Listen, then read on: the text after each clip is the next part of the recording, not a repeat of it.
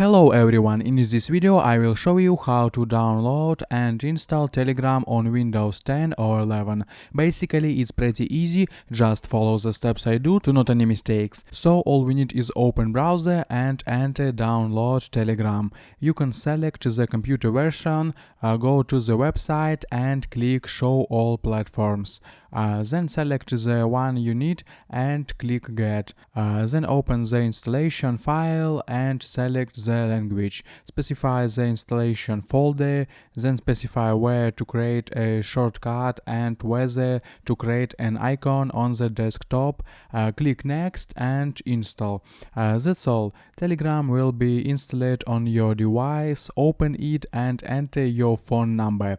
That's how easy it is. With Telegram you can chat with your friends and find out the news you are interested in. Also watch my other videos about Telegram at the link in description and you will learn a lot. I hope guys this tutorial made your life a little bit easy and you like this video. Subscribe to my channel and write your comment. Goodbye, have a nice day.